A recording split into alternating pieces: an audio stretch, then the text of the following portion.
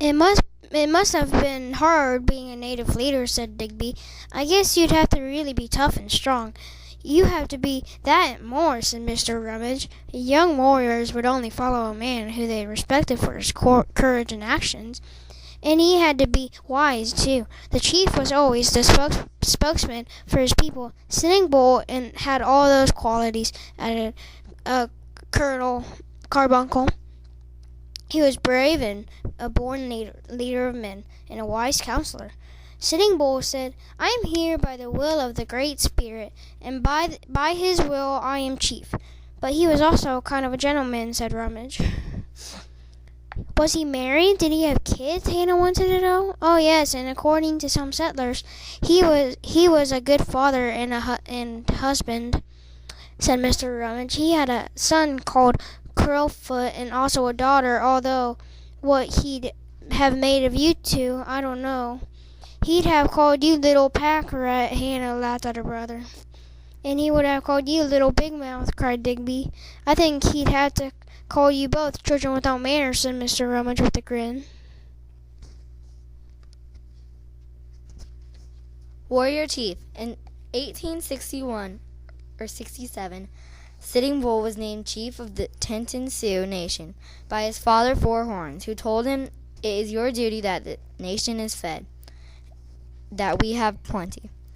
When you say fight, we shall fight. When you say make peace, we shall make peace. Four Horns gave Sitting Bull a war headdress of black and white eagle feathers. Each feather stood for a brave deed carried out by the best warriors in the tribe. Fort Laramie Treaty. In 1851, when the Plains Nation signed the Fort Laramie Treaty, they believed that they weren't giving up their lands. They just agreed to let the government build a few roads and forts. However, 10 years later, they had built far more than that. And now they wanted more land and another treaty. Some chiefs agreed, others, including Sitting Bull, didn't.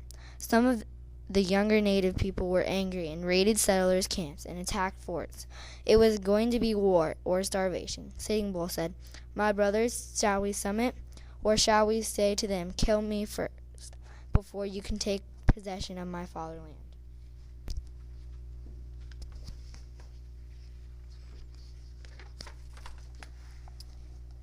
The Iron Horse. The clanging of the rails being laid in the whistle and smoke of the steam engine must have shattered the peace of the Great Plains. Settlers saw the railroad as progress. Native people saw it as a threat because it brought even more explorers and adventurers to the west. Unfortunately, the railroads created change that no one could control. The Iron Horse became a symbol of the clash between two very different ways of life. Singing rails. In 1868, the Northern Pacific Railroad broke the Treaty of the Laramie by laying tracks over native lands. When railroad workers began to survey the Yellowstone River Valley, the Sioux attacked them over nations, including the Cheyenne and Arapaho, also tried to defend their land by sending out war parties and tearing up the tracks. They put their ears to the tracks and listened to the singing of the rails so they could tell when a train was coming and lay an ambush for it. The Battle of the Yellowstone.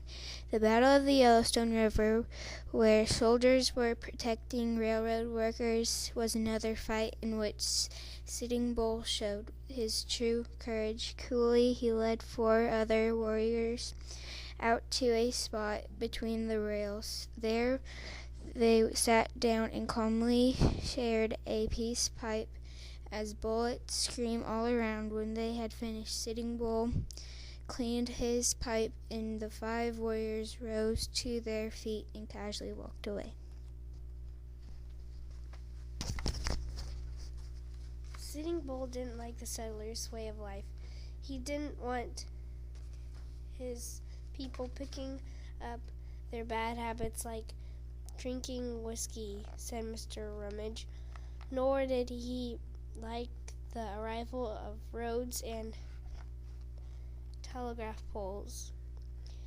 And don't forget that blot on the landscape, the Iron Horse, added Colonel Carbuncle.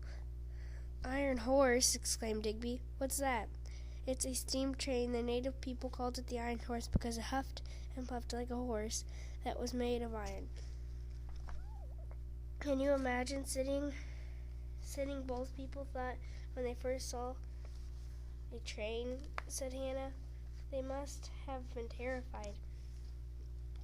And it changed the face of America too, Mr. Rummage went on. It brought more and more settlers to the west and destroyed herds of buffalo. You mean the trains ran over them? Interrupted Digby. I expect they did sometimes. Many buffalo were also killed to provide food for hundreds of railway workers, and they were even hunted for sport. Imagine people shot them at them from the front of their windows of trains, and as they puffed across the plains. It was a destructive, selfish behavior. Why didn't the settlers just stay on their own land if they didn't want to get killed by the Sioux warriors, said Hannah. And couldn't they have built roads around native territories instead of crossing them? Sounds like common sense to me. Well, began Colonel Carbuncle, settlers were only part of the problem. Things really got bad when the prospectors heard there was gold in them there hills. Greed, my young friends, greed. Yes, Mr. Rummage, and the hills in question, just in case you were wondering, were the Black Hills of Dakota. But they weren't just any hills with gold underneath. They were special. How were they special? Were they haunted? Well, asked Digby. Well, sorta, said Colonel. There were ghosts in them. Wow, real ghosts? What the Colonel really means, Mr. Rummage went on, is that the hills were sacred to the Plains nations because they thought that they stood in the center of the world made by the Great Spirit. In 1874, Lieutenant Colonel Custer led a band of soldiers into the Black Hills of Dakota.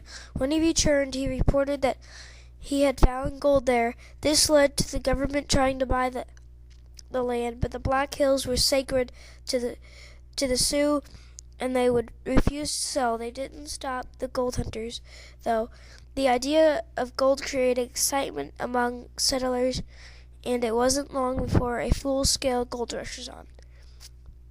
Mining towns. People came from California, Australia, Brazil, and England to try their luck.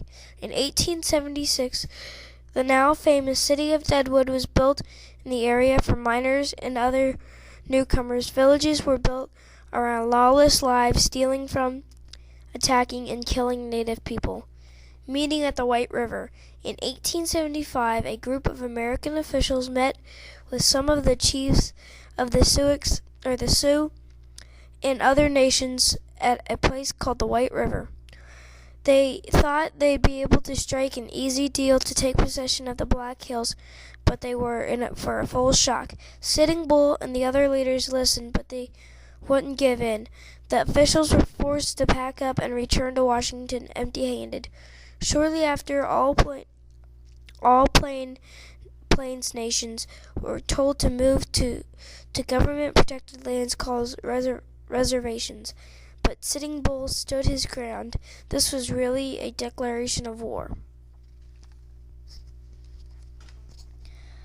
I bet Sitting Bull was really angry now, said Digby. All those miners taking over their scared lands, yes, said Mr. Rummage. He had to do something fast.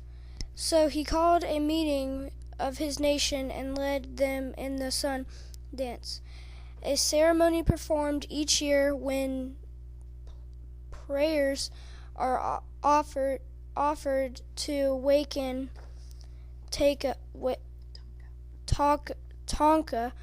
The Great Spirit, that's where he told them about his